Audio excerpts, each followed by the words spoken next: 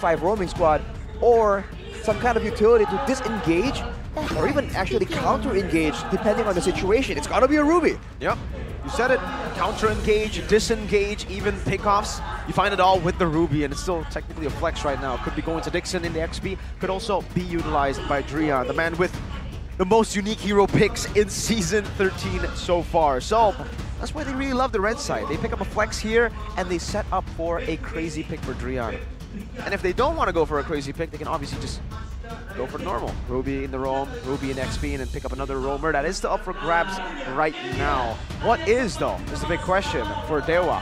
Arlets is up there too.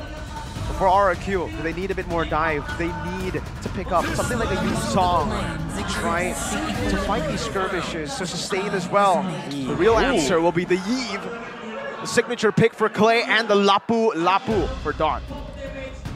We've seen how good the Yve can be. Good clear, good damage output. And technically, we saw what happens to Aura when you try and fight too early, trying to make use of the Faramis against a Yve, right? There's a lot of damage output that's a lot more spammable. It's a bit of the same situation. A lot of spells on short cooldown, a lot of AoE on the side of RRQ. So for DEWA, I think quad control, even more, can never go wrong. This is a good fighting lineup for RRQ if they want to brawl it out against the players of DEWA United. It could really just happen. But again, the sustainability, the prolonged team fights that DEWA United could just prepare to take, that could possibly just happen for them. And for DEWA United, excuse me guys, we have a Hellcurt. A Hellcurt. Oh boy. We were talking about this. We were talking about the possibility of those cheese picks. The Hellcurt for Drian will be the final pick of DEWA United to wrap up their drafts. And ladies and gentlemen, here it is. We'll get to see the lineup rating in just a few seconds. Arashi, walk us through it. All right, lineup rating here shows that RRQ has a bit of an advantage, but depending on the execution, you have to remember, this is a Hellcurt with an execute against a team that is well known, very well known, to be reliant on the gold laner. There's a great chance that DEWA here are setting up fully to shut down Skylar and allow Watt to really get going from the early game. And we've seen these late game carries, if you give them a great start, perhaps like a 3-0 like we saw earlier, that could be an absolute nightmare for RRQ. The drums of war sounds and the banners raised. They charge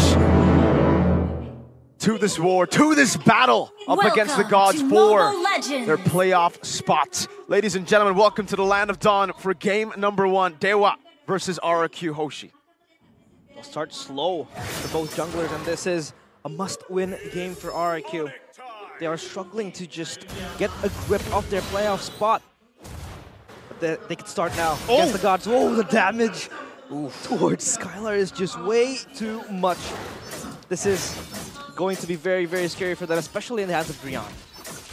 That level 1 cheese is just absolutely notorious, man. But look at Skylar, though. He's going with the Flicker, not the Inspire. He's lacking a lot of that playmaking tool he will require for a bit more mobility. I mean, I guess there's a lot of dangers lurking around from DEWA in the situation, but without that Inspire, he's losing a lot of that pressure, a lot of the threat in the fights and in the 1v1. Oh, look at Drian lurking. I think if he finds a Terrify and a Stinger and executes, Skylar would die. But okay, he gets out for now. Everything's chill. And we go back to the full reset in the early game. Let's talk a little bit about this choice for DEWA. Drian is still hovering over. They have to send Vin towards the bottom lane. Flash course there. Trying to bully the players of RRQ, but Vin is just so brave walking to that battle. I mean, he's tankier, technically, compared to Drian on the Hellcurt. Look at the ambulance earlier, though. Bargain Hunter for what? He knows he's going to be getting a lot of assistance, a lot of pressure in shutting down Skylar. And Skylar, he's going for the tenacity. So he's absolutely respecting the fact that the Hellcurt is going to be a problem. It's going to help him survive a lot of this burst damage. But he has to itemize a lot earlier as well, knowing how effective the Hellcurt can be, even if you don't really get to snowball out of control in the middle of the game. Look Look at this in the mid lane. Actually, Drian losing out on that skirmish against Vin. A duel. Spear of Destruction not connecting. And DEWA set up. Flicker forward now. RWM there, but Lanaya gets the turtle. Yeah, the rail popped up, and they will move forward. Drian with the Stinger doesn't get the kill, but Lanaya taken down with the first blood. Shadow Stampede pulls Dawn back, but Drian, the Stinger again and again. The power of this Hellcurt is scary. 1-for-1 trade, but DEWA get the turtle. 2-for-1. Considering the situation, I think it benefits DEWA for sure. This is how they want to play. They want to use it barrages, and this is what they're so good at doing. And the fact that they have such a solid front line with save potential and disengage, this means that Drian can be a lot more free in waiting for an opportunity. And you saw earlier, he was just waiting in the wings, waiting for an opportunity, and when he spots a free kill, he goes for it. Yeah, talent predictions though. Miracle, I don't like what I see. Hey, I mean, it depends, right? Last game, oh, you're right. Last game didn't really go too well. Drian. Shortcut, Drian is in big trouble, but he's a fast human being. The Spear of Destruction will bring Skylar forward, the Flicker forward as well. Shadow Stampede cancelled, and Kaze is able to run out safely, but Skylar, with the aggressive move and the spell, gives him that kill. The Dark Knight falls earlier. I don't think it was used right for Drian. So it was just pure movement speed that he got out. That was insane. Case. Skylar pulled back on the Shadow Stampede. He could be in next menu, but the Watt gets the kill in the realm now. Popped up by DEWA. Vin though, so much damage dished out with the players of RRQ. Case still trying to sustain the players of DEWA United again. An even change, but Skylar is dead, so that is a net advantage for DEWA United. The utility usage as well from Drian. With the Terrify, but most importantly, the Dark Knight falls. If the shortcut is placed and the Dark Knight falls comes through, RRQ might actually feel a bit of pressure just finding the portal to get to these team fights. Constant fights left, right, and center. And this time, it is all in the eyes of the turtle. The epicentrum is here for both teams. Could this possibly be a 50-50 for both teams? Shortcut open, none yet taken though. But Lanaya is pushed back, and this turtle is all free for RRQ. DEWA, according to the keys to victory, they need to play in their Season 12 style. Committing into team fights is a no-no. They can always look for the top. Spear of Destruction is connecting! And Rian is just gone! The spear from downtown snipes him. And that is an extra kill for Vin. So do you split push against global pressure, or do you just succumb to that global pressure? Arashi, they're going for more! Vin is so aggressive, is being able to find these skirmishes. But now Skylar, with the Spear of Destruction, able to teleport up top and getting that Tier 1 turret. A very welcome swing and momentum for RRQ, equalizing in the turret trade as well. That's the kind of power they have right here, but that's only available when no neutral objectives are around for DEWA to predict RRQ's movement. And if you look at how they're playing, they're always together. They know that they have that burst damage, and they want to really let Drian get a lot of resources. The fact that they let him, quote-unquote, split push alone right there, it just shows again how much they're willing to give up. If you look at the items though, Clay with the physical defense boots, just because it's up against a Hellcurt, but he went for the Enchanted Talisman immediately, so more spammability, but he will not have the same kind of damage we were seeing earlier from a Yi with like a full damage item though. Look at that though, the ambush that the Kings tried to look for, possibly to take Lanaya down. Not effective for now, will be able to just be maneuvered out of by the DEWAs. Both teams waiting for the next neutral objective. What power spikes are we waiting for? Drian has secured that corrosion site. Vin is in that bush. He might be smelling something. Drian, as a chip player himself, he should know that something is fishy when the chip doesn't show himself in the map. But also, it's a forced error. Look at Skylar, just free farming, constantly shoving these waves, getting everything in his way, while Vin stays invisible on the map. The fact that Vin is just always in the wing somehow just denies the pickup potential, but he might be a bit too far aggressive. Stampede towards Vin. The Tronas welcome as well to lock him in place, and he is dead. Dixon gets the kill, but Dawn with the bravest fighter jumps forward. Turtle now as the main objective, and the round popped up. Lanaya again. The retribution has been on point. The RWM trying to dish out more damage. Dixon in the back line. The Appraiser's Wrath will execute him. Lanaya, though, gets Clay in the process, and Dawn has to run for the hills. Irad as well, unseen. And DEWA again, winning the neutral objective. And even the fight, I believe, Skylar wasn't there. The Dark Knight Falls was used as utility again for DEWA. Irad looking for it. Moving forward, crash course towards Lanaya. He is immobile, can't move anywhere. The Brazer's Wrath will add even more damage, and Skylar attributes himself to the kill. Shortcut back towards top lane, trying to clear out the wave. Wow, man, I mean, considering the situation here, I'm surprised RRQ keeps going for the 50-50s here, contesting always for the neutral objective. But Irad now making the aggressive play alone. Pull forward, Dark Knight falls, Irad is gone to Skylar! A sliver of HP, almost get executed by Drian, but now Irad is stuck. He's able to move forward, getting the purple buff. He will do just that as it disengages, and almost Skylar almost picked off. That was Drian with the execute too. He popped into Dark Knight Falls, had the stingers. I don't know exactly what happened there, but it seems like Skylar was able to evade with a flicker, perhaps an Abyssum step as well. But my goodness, the audience prediction here, you can see the Kingdom still in full force, 72% towards the Kings. Oh, they moved back the Entropy, popped up RWM, but Irad is just eradicated as RRQ lose their jungler, and DEWA is happy with this trade. DEWA are playing for the late game here. They're trying to weather the storm, and they're doing a pretty good job at it. 2 neutral objectives so far, and still a 1,000 gold lead to their side. I mean, Skylar has been farming a lot, but so has Watt. And the longer the game goes, the more this Natan is going to have a lot more impact. It still feels like RRQ are forced into this neutral objective contest scenario because all they have are big ultimates, real-world manipulations, bravest fighters. If they don't go for these big fights and they go for the small skirmishes, they don't have the same kind of tools that DEWA has right now to immediately go for an instant pickoff. He's there back in the backline. He's trying to create a flank angle because he can just pop up the shortcut, and you have 4 members just running into the portal. Ooh, that is going to be very scary. It could be this flank if they find Watts. By the way, Holy Crystal Hole! Oh. Super fast atomization, 9th minute of the game. That's a power spike.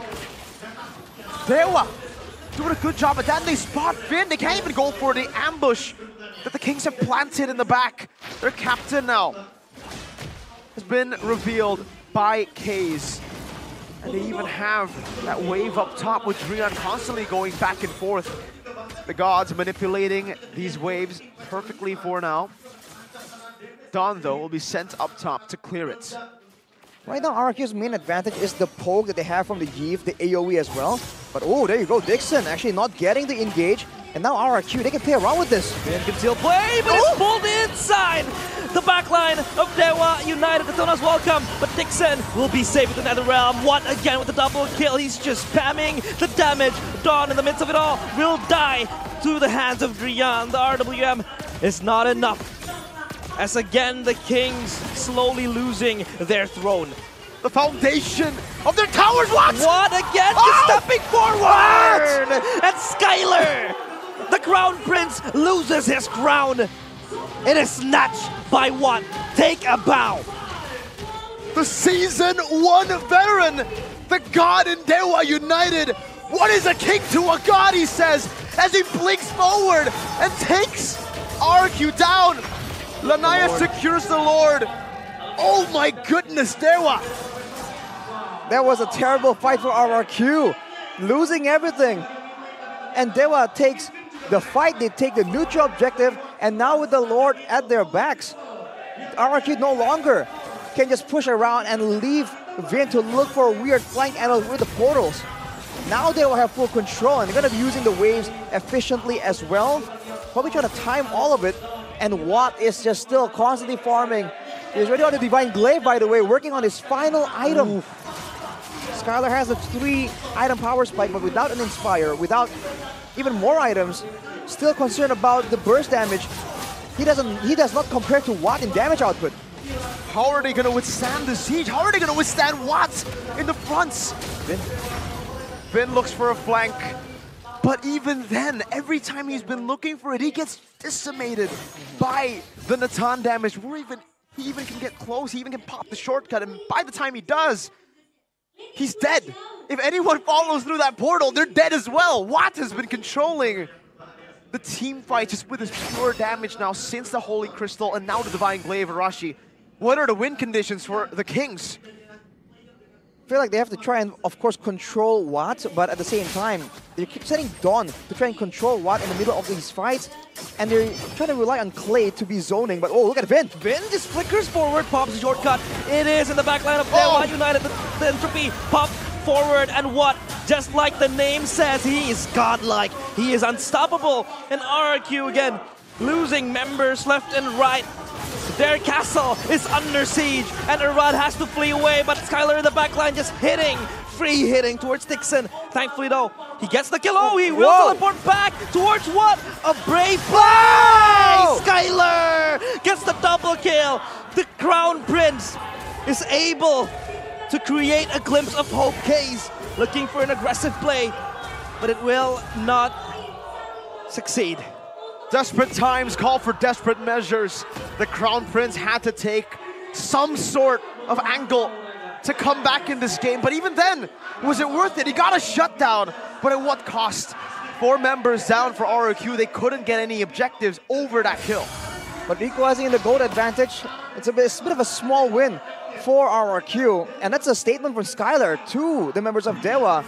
You know, we're in the losing situation right here, but it doesn't mean he can count me out. He is still in the game, looking for plays, trying to make the best out of the whole situation. When it comes down to it, the only way they can counter Watt is either using Dawn or using the real-world manipulation. The problem right now is that Dawn goes forward and Clay can't really keep up and match his range to try and back the team up. So the fact that DEWA has been able to move in and out freely here, choosing where and how they want to fight, is what's causing RRQ to just get so confused. They can still rely on the global pressure if they want, but they have to be careful because DEWA can very easily force them into a fight. They do have the big engage tool because Dixon is on the Ruby. And now it goes back to that waiting game. RRQ mounts a possible battle once again, and that battlefield will be set around the Lord. This will be the start of a comeback or the end of this game with this Lord. Look at that siege potential from DEWA with the Natan. Look at the pick potential with the Ruby. No ambush angle for now. Vin gets pulled. I'm offended. He is offended, but Vin is able to just move away. Bobbing and weaving. Shortcut opened up, but no follow-up. They're not entering the portal, and this could be them just stuck behind. Dark Knight Falls pop up by Rian, but Finn, he secures the Lord. The King gets it, but Naya will be able to take down Finn. RWM in the back line, but Rian with the mega kill. He just keeps on giving, but Skylar again and again. He is the last line of defense for RRQ, the Prince, not giving away his kingdom. The castle halls have been shook, but RRQ stand together. Somehow the captain, he was able to find a Lord in the midst of the battle. And DEWA, now their own kingdom, their own castle, their base is being sieged down. Watt sent up top to deal with the Lord, but in the bottom lane, Skylar, the Crown Prince, is doing work. Now with less turrets, there's more space for RRQ to make the plays happen. And I'm not sure what I'm looking at, but Skylar has purchased a Radiant armor. What? Oh, he switched for Rose Gold right there too. He's swapping items rapidly. Man, he just made the craziest plays in the middle of that fight, and that's the advantage that Moskov has over the Natan. Damage output is in the hands of Natan, but when it comes to maneuverability, when it comes to the stuns, the output potentials, the Moskov has something to say about this year, and RRQ, with this change in momentum, now controlling the pace, can they find something? Can they control the map in such a way that they can deny DEWA's pick-off, DEWA's own pick-off and like surprise tools? It's all about the buffers at this point. How do you face off a Natan? Not in an all-out fight. You need to go back and forth, kite him out, wait for that entropy, and then look for the re-engage. That's what Moskov has in the advantage. Once you bait out the entropy damage output, you might actually be able to win that out. But the thing is, Watt can survive that initial damage output and even the further damage outputs. He has a Wind of Nature in his item set, in his inventory. He has a Bloodwing as well. So additional shielding, immune to physical damage. RRQ will have to work together if they want to assassinate Watt in the back. And that seems like the only option right here, because remember, the Netherrealm is still definitely a problem. And we haven't even addressed the fact that Drian has been an absolute menace right here. Always entering the fight late, just waiting for the right opportunity. And there was never any pressure for him to try and get in faster. And Arashi, we've seen different builds for the Hellcurt, but we've mainly just been focused on the Hellcurt for Bloisky going for pure damage, going for an assassination. Hold up, before we talk about that, a possible assassination attempt for RRQ. Ambushing, slowly but surely. It will stop for now. The Lord, another set, another location for the next battle, this time up top. But back to Hellcurt's build. It's an attack speed build for Drian. Golden Staff, DHS Corrosion, and the Windtalker building towards the Sea Halberd as well. But what is this build, Arashi? What is he trying to do? What is he trying to achieve with this build? He's achieving a dueling presence. No one right now in the sense of RRQ can really 1v1 him. Not in a full-on brawl, but look at this. That's already entropy used up. Vin was able to survive there. Now RRQ with that information, when they just saw Drian on the bottom side earlier, what will they do? They can't really bank on being able to get a miracle steal like we saw just earlier. They have to have a different plan. A window of opportunity, but that opportunity is so slim. It's a tight window that RRQ cannot fit in. Look at the ult, look at the entropy, it's back up again. It's practically at 10 seconds in the cooldown. They need to bait it out and fight instantly, that's the only way. But even then, like you said, Arashi, DEWA, they've been able to utilize Drian on the attack speed build to have that 1v1 presence, that duo presence in the bottom lane. That initial burst, though amazing against these squishies, he knows he's gonna be up against the Lapu Lapu for the most part in that side lane. He'll be able to dish out so much damage that the Lapu will be the one forced back. The Lapu will be the one making these Lapu will be the one forced back. The Lapu will be the one making these desperate attempts, and maybe even going and in the shortcut, in the portal. Skylar, Queen's Wings, what did he swap for that? Wow. Seems like not the rose gold. Dixon. Well, towards Vin, he is caught. The Night Knight falls. Rian looking for Skylar. Skylar, you have to be careful, but there he goes with the Walker. He's gonna fight back, and he gets the kill towards Rian. Now in the back line, though, that realm popped up, and it is going to silence the players of DEWA United. But RRQ goes forward. Case is low. Clay gets one. It is down, and they run for the hills. The gods has been slain. Oh! And DEWA United, they crumble. Piece by piece, one by one. Erat gets Case. And this could be the kingdom slowly rejoicing. A mountain to climb, and they're up in the hills. With the kingdom in ruins. With them backed up to a corner, they fight with the Crown Prince. Oh no, Dixon! Immortality popped up, Skylar gets the turret, and RRQ will fight back. The crystal is falling. Okay, he will die, but there is no minions. Timers, Rian, 3 seconds. He has to respawn now. The minions will march forward. There is no way Rian will save this. RRQ! They come back from their atrocities. And the kingdom is still roaring.